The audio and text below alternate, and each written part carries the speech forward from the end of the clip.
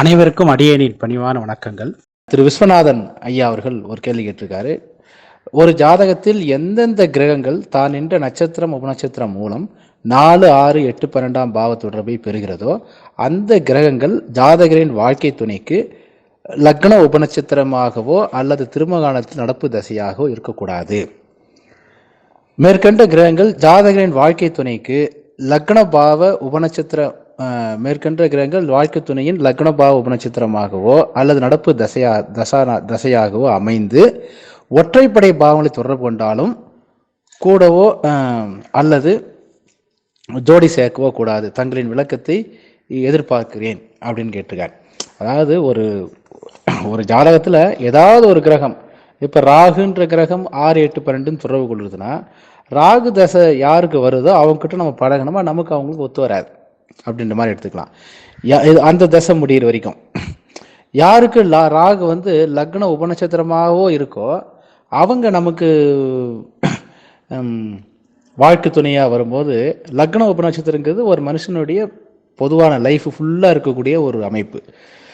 லக்னம் என்பது ஒரு லைஃப் ஃபுல்லாக இருக்கக்கூடிய அமைப்பு. தசாநாதனுங்கிறது ஒரு குறிப்பிட்ட காலம் வரைக்கும் இருக்கிறது. ஒரு கிரகம் வந்து நம்ம ஜாதகத்தில் 4 கூட விட்டுலாம், 6, 8, 12 இந்த மாதிரி அமைப்பு. 4ங்கிறது திருமண வாழ்க்கைக்கு ஏன் 4னா 5க்கு 12வது பாவங்கிறதால 4, 6, 12 தொடர்பு வருதோ அந்த கிரகம் வந்து லக்ன நட்சத்திரமாகவோ நடப்பு காலத்தில் தசாநாதனாகவும் இருக்கக்கூடாது அப்படிங்கிற ஒரு பொது விதி. அந்த ஒரு கிரகம் தசாநாதனாக இருந்தாலும் கூட நிறைய கிரகம் 7, 11 தொடர்பு கொண்டு இருந்தால் அதனோட சுய புத்தியில் முடிஞ்சு போயிடுச்சு. அடுத்த புத்தியில் அதனுடைய தாக்கம் கொஞ்சம் குறைஞ்சிரும். அதனால் வந்து இப்போ ஐயா என்ன கேட்டிருக்காரு, மேற்கண்ட கிரகங்கள், அதாவது ஒருத்தருக்கு ராகு தசை நடக்குது, அது 4, 6, 8, 12 தொடர்பு உள்ளது. அவர் ஒரு பொண்ணு திருமணம் பண்ணுறார், அவருக்கு லக்ன சப்ளாடு ராகு. ஆனால் அது வந்து என்ன அப்படின்னு பார்த்தீங்கன்னா ஒற்றைப்படை பாவங்களோட தொடர்பு கொண்டிருக்கு. அந்த பொண்ணுக்கு ஜாதகத்தில் ராகு லக்ன சப்ளாடாக இருந்து வெறும் ஒற்றைப்படை பாவத்தோட மட்டும் தொடர்பு கொண்டிருக்குன்னா நம்ம எடுத்துக்கலாம், அது ஒன்றும் இது இல்லை. அந்த ராகு வந்து உள்ளுக்குள்ளவே ஒரு 4, 6, 8, 12க்கும் சப்ளாடாக இருந்து அது வந்து அதனுடைய சாரத்தில் நிறைய கிரகம் இருந்தால் அது சிக்கலாக போயிடும்.